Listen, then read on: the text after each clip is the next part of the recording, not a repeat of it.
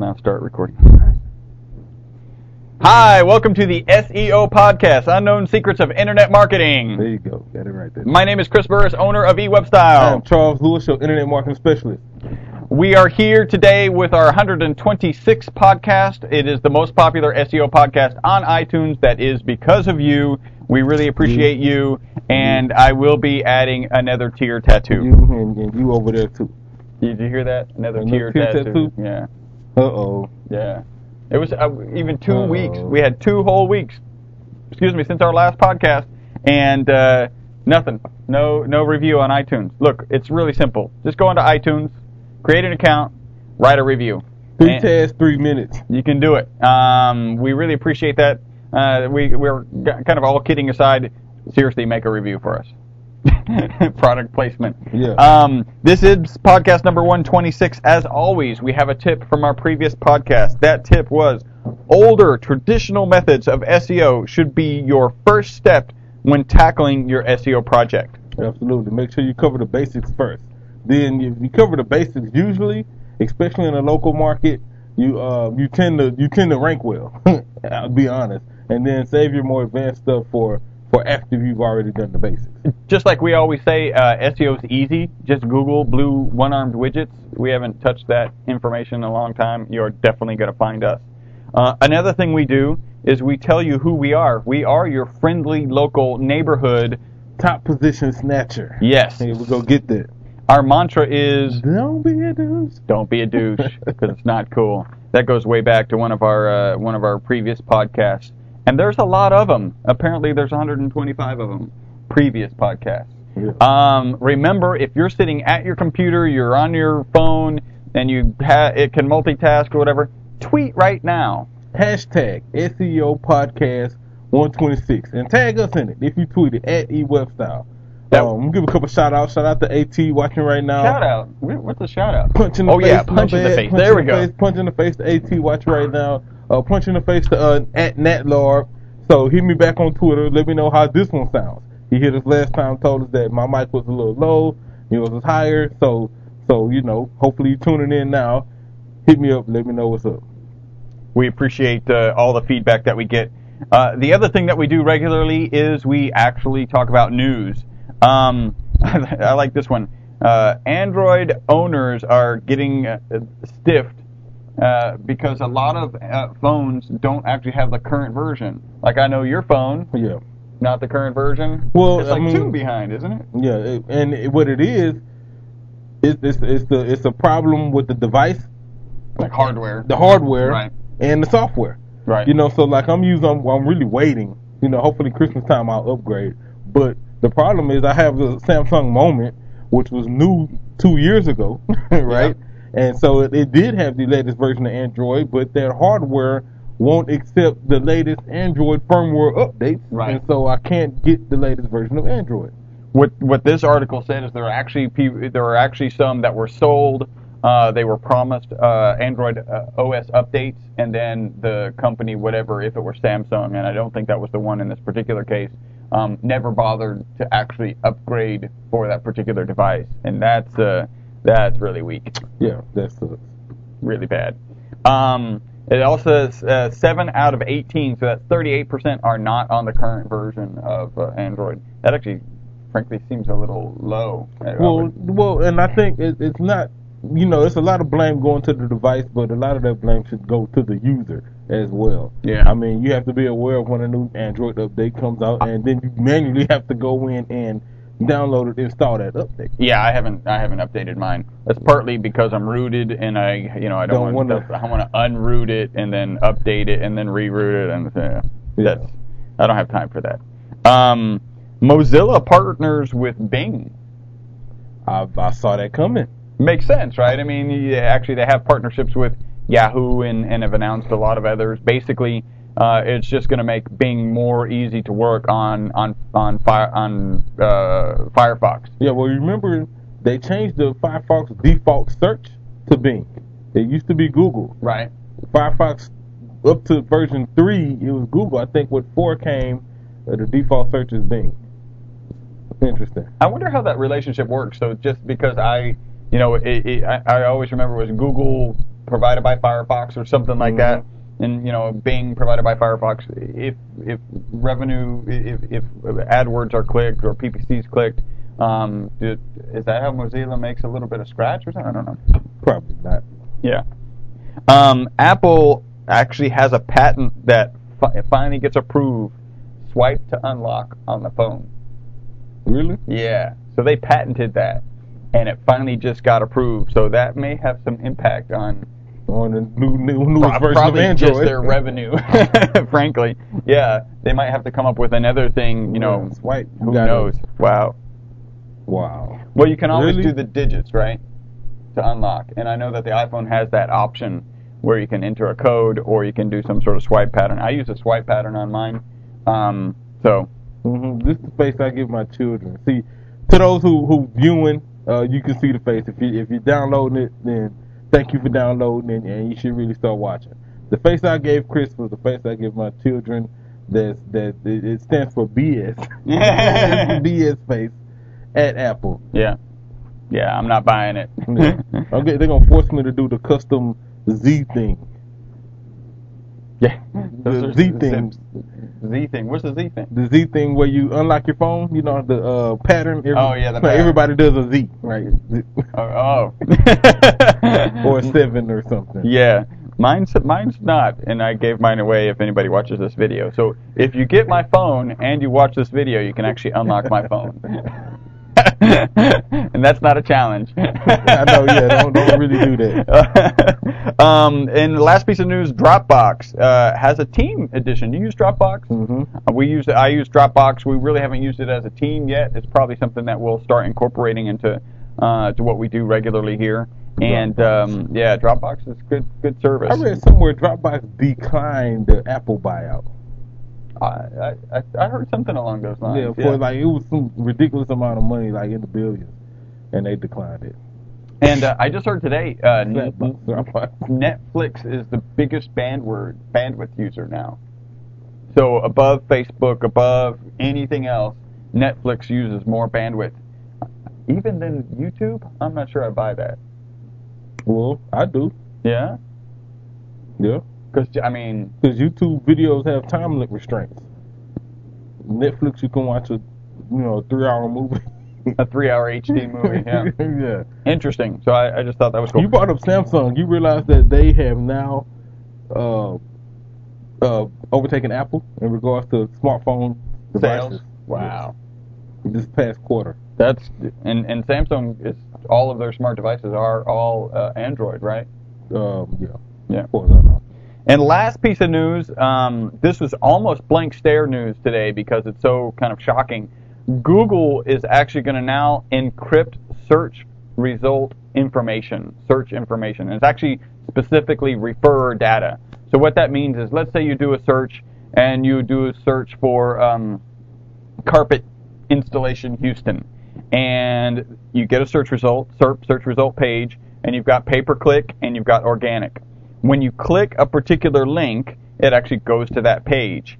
And in the past, Google would actually provide what's called referrer information, so that whatever page you landed on was able to figure out what keywords were used to get you to that page.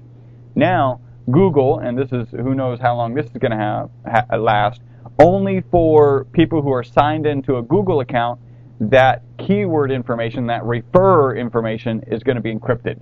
Yeah, so this is for our Google Analytics users. Okay, so this is any people who are doing SEO, any sort of online marketing, and you're really trying to track which keywords are driving traffic to your site and where they're landing at.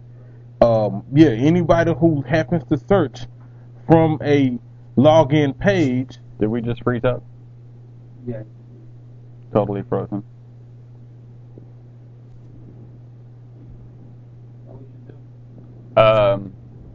Let's keep going because we'll have it on the. It's recording. Yeah. Okay. So anybody who searches and they're logged into their Google account, then Google is protecting their keyword data due to privacy concerns. That's Charles, for those of you not watching, use the quote unquote double finger. Yeah, privacy concern. Immediately followed by the single finger. Yeah, immediately followed by the face that I was mentioning earlier. And so the problem with this is more and more people are using Google Analytics, or more importantly, more and more people are becoming Google account users. And so, especially as Android users grow up, as we were just talking about, and Gmail users go up, and Google Plus users go up, these people will be logged into Google, and they're searching. And so now, we can't see their data. I can't know if Chris is a Google account user, and if you search for carpet installation Houston, and I have a carpet cleaning business, if you're logged into Google, then I won't know what keyword brought you to my site. Because maybe I typed carpet installation, maybe I typed Berber installation, and so in the past, one of the challenges is if this becomes really predominant, then I can no longer know that I really should be focused on Berber carpet installation instead of general carpet installation or tile carpet installation, whatever it may be. And that's very unfortunate. And I wonder if it's going to affect more than just the keyword. Let's say you were in Katy or Pearland, but you landed on my site. Right. The map overlay in Google Analytics tells me where my traffic is coming from. Right. So I wonder if you will be in a lump sum of not sit. Well, I think that's not true because I think Google Analytics uses the IP address of the visitor to identify where they're at. Okay, right. So I visited this website. The Google Analytics IP was over here. Yeah, because we know that Google does grab the IP address. They make it really hard to show it, or they don't show it at all. But that's where they grab some of their information. But yeah, still the keywords are paramount. I mean, we make decisions on websites based on what keywords are used to get somebody to the home page. So that can we have often talked about PatrickWanos.com, where we knew that a lot of the quit smoking traffic, all of the quit smoking keywords were actually landing on the home page. Now we may not even know that we're getting any traffic from. All we know is traffic's coming. We don't know Google. Yeah, we don't know that it came from quit smoking or weight loss or human behavior expert, whatever it is. If they're logged in. If they're logged in. Now Google's saying this is only gonna affect less than 10%. Which, by the way, if it's really about privacy and you could implement it across the board, why not? But they're not. And also, even if you're signed in, if you click the pay-per-click section, it will pass through refer data. Now, there goes their privacy argument. Yeah. Right. For paid dollars, we'll give you. If you're paying for this, if you're paying for this traffic, we'll be happy to tell you where the traffic's coming from. If somebody signed in. If you're not paying for the traffic, we're not going to tell you where the traffic's coming from. So it's frankly a little bizarre. A little suspect. Yeah. That's why it was almost our blank stare news. So, all right, let's get into the meat and potatoes of today's podcast. Last podcast, we had this list of 56, is it? Something like that. 50-something. 55 points about search engine optimization. We got through the first page, which was 16 items. Now, let's get started on 17. Did we? Or did we go to page 2 as well? I don't know. Okay, no, we went through page 1. So, number 17, we'll dive right in. When link, and tell me if this sounds familiar, then we'll know. When link building, think quality, not quantity. Absolutely. Yeah. Yeah. We always talk about if you could get a link from MSN, that's going to have a lot of value. If you get a ton of links from kind of abstract blogs, then that has value. It just doesn't have the value. I mean, it's clear. It's kind of clear to any user who thinks about it. There's more value in not MSN. Just that. I think it's that's from a high PR site, right? A very trusted site. But I think also quality in regards to the type of links, like who's linking to you. If you do. If you install wood floors, then if you had a link from Lumber Liquidators, that's a good quality link to have. they are a manufacturer and distributor of wood flooring. Yeah. And so, I think the type of links you have coming in is equally important. Speaking of, we were on a PR7 website yesterday, and it made me think of we should give a nice punch in the face to Terry Crosby. Yeah. She actually put us Crosby. Yeah, she actually put us in contact with Planet Seed, so we've got a proposal. We're excited about that opportunity. No matter what happens, that's a great website. You guys should go check out planetseed.com. It's actually a not-for-profit supported almost entirely by Schlumberger, if not entirely. And basically, they're trying to utilize the scientific expertise that they have within the company of Schlumberger to reach out to disadvantaged or people who are in remote locations to try and increase science education, really kind of targeting both teachers and students and creating kind of a global scientific education community. And it's a great little project. Office they have, great site they have, tons of information loaded with everything from projects to students. It's loaded. Free games, so they have free flash games that teach you about buoyancy and viscosity, and it's really cool. Yeah, so punch in the face to Schlumberger and Planet Seed and Terry Crosby. Yeah. Number 18. Search engines want natural language. Don't try to stuff your text with keywords. It won't work. Search engines look at how many times a term is in your content, and if it's abnormally high, will count this against you rather than for you. Yeah. 3%. 3%. Don't stuff your keywords. Yeah, and there's lots of tools out there to let you know what your ratio is. We tend to use SEO Quake. By the way, they're not a sponsor yet. I'm that familiar. Really. Because we mention you in this and in our other podcast, Unknown Secrets of SEO website analysis, regularly. So, anyway, check out SEO Quake. Once your page is up, you can visit it, and it'll give you keyword density. It's a Firefox plugin. Let's see. Number 19, not only should your links use keyword anchored text, but the text around the link should also be related to your keywords. In other words, surround the link with descriptive text. Yeah. This to me means your sentence should make sense, right? I do think he's leaning a little towards writing for the search. I would more say write for your audience, but just keep search in mind. Right. So, if your keyword is Houston carpet installation, then that should be the link that's in your text, and that whole paragraph around that, should be talking to the visitor about Houston carpet installation. Right. Number 20. If you're on a shared server, I think we did this, do a blacklist check to be sure you're not on a proxy with a spam or a ban site. Their negative notoriety could affect your own rankings. That just makes sense. Yeah. And by the way, it can be pretty easy for a server to get on a blacklist and then, fairly straightforward to get pulled off.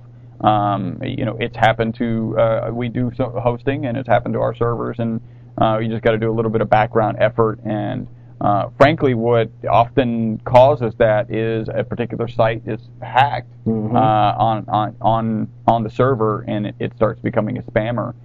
Your server ends up being a spamming device, and so it's pretty straightforward to get that fixed up. So don't be alarmed if it happens to be true. Also, if you just moved on to a new host, they may have had, that IP address may have been flagged before you even got there.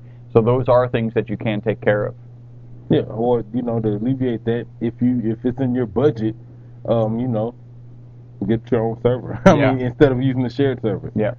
Let's see. Number 21. Be aware that using services that block domain ownership information when you register a domain, Google might see you as a potential spammer. I haven't heard that one. Yeah. I know. I think they're referring to like the who is information being hidden. Yeah. Often services charge. ICANN and a few others to not do that. Yeah. Yeah, that sounds spammy.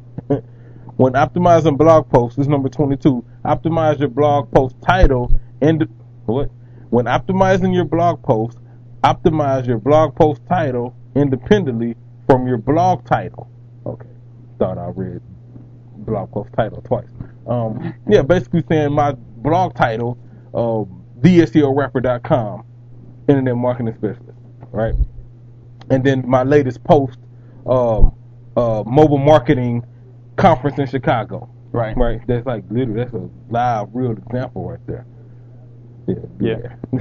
And so, So yeah, make sure your title is different from the blog title. Right. And that way, you know, you can you won't be having a lot of duplicate keywords when you really should be focusing on the blog post and not the title of your blog. Make sense? Makes sense. Cool. Let's see here. Number 23. The bottom line in SEO is text, links, popularity, and reputation. Well, he said text, okay, because I was thinking content, but text is content. Well, you know, and all of that is, you know, we always say it's predicated on the big three: keywords, keywords, keywords. So, and once you accept that, then yes. Yeah, then text and links, because all this stuff is relative to the keyword. But the other point, though, is text really applies to, you know, like title text, H1 text, alt text, content on the website, text that is the content, you know. So that's vague. Yeah. To say the least. A big brush stroke, we'll call it. Work on your. That's what we'll give advice to our clients. You just need to work on your text. Work on your brush stroke. Let's see here. Number 24. Make sure your site is easy to use. This can influence your link building ability and popularity, and thus your ranking. I just think you make your site easy to use, period. Yep. Just for the sake of getting conversions, not even speaking SEO, but just to when you do get a visitor and you want them to take action, then your site needs to be easy to use. I would even go one step beyond. You know, easy to use has an implication, and the implication is, you know, a good navigation, whether it's across the top or left. We even go a step beyond that. You know, we want to guide the customer in a certain direction, and so it's not just that it's easy to use. It's easy and clear what you should do next, and there's an enticement for them to do that next. You know, free consultation is not a great not a great CTA. CTA. It's not a great CTA. You know, free consultation. Learn how to grow your business is a better CTA. So you know, we really focus on not just, and then if that's not what they're looking for, then we have a good navigation structure. So it's important. It's we almost consider it standard. And by the way, you know, we were showing a client the other day. She was like, "Oh, all of your websites are templates." No, all of our websites are custom. They have a very similar look and feel because when somebody arrives on a website, they expect a navigation across the top, potentially some navigation on the left. So there's a lot of very similar look and feel. But you know, we made the point to her. Right, by the way, punch in the face to Caroline with Bingo Vet. We made the point to her. These are custom design. Each and every page, each link. They're not the equidistant spaced or whatever. These are not templates. These are actually custom design websites. So. Yeah, and I'm kind of along the lines of guiding your path. I remember I was thinking of our discussion with Planet Seed. It's, you know, from a landing page to the CTA to the action after the CTA, right? That's the path we want to create. That's the path you want to create when you're designing your site. You want it to be easy to use, but if the consultation is the end goal that you want, then, you know, when they land on the site, they need to see why they should get the consultation, the benefit of getting that consultation. Here's how you get that consultation, and drive them down that path. Yep. That gets a conversion, and in a nutshell, that's easy to use. Let's see here. Number 25, give link love. Get link love. Don't be stingy with linking out. That will encourage others to link to you. Ching ching. Well, and again, it boils down to what we always say: give a good experience to the Google user. When I come to a website, if it's a dead end, and there aren't many, but if it was a dead end, that's not a good experience. You should link throughout your text, and it should be some links, you know, to other pages in your website, and some links to, it's like having a well-cited article, so that people can find, where did this fact come from. So that's a good experience to the Google user. If you're doing that, Google appreciates it. Well, and then you get most people have some sort of SEO company or firm or in-house personnel managing their site and SEO. And so, like, we're tracking things like links and stuff. And so when someone links to us or gives us link love, then we'll not only be aware of that, but in a position to link back. Yep. And so definitely give some link love. Number 26. search engines like unique content that is also quality content. There can be a difference between unique content and quality content. Make sure your content is yeah. Unique. What is it? I had it in the SEO presentation I did. I had a slide that said unique content and relevant content. Yep. And when those two circles bridge, in the middle you have quality. Right. And so yeah, make sure your content is unique and it's fresh. That if it's if you're in an emerging field, update it frequently. But make sure it's relevant to that subject and that you actually create it. Don't go out. I call it site jacking. Don't go do that because you'll get banned. Yeah, since Panda, it's brutal. Mm-hmm. Let's see here. Searching, then number 27. If you absolutely must have your main page as a splash page, and that is all flash or one big image, place text and navigation links below the fold. Don't do it. Yeah. Just don't do it. Yeah. If you have to have a splash page, and we tend not to want splash pages, then if it's got motion or something, you need to try and accomplish that with CSS or HTML5's coming. There's ways to do it that are not flash based. Yeah, I feel like if you must have that, don't go with the page, go with the pop up. Then that way they can at least close it, and then have all of the text and everything else there, and even have that pop up disappear over a certain time. After 10 seconds, 5 seconds, have the pop up go away. Kind of like Goose Creek. Right. Yep. Maybe and that's Goose Creek Candle.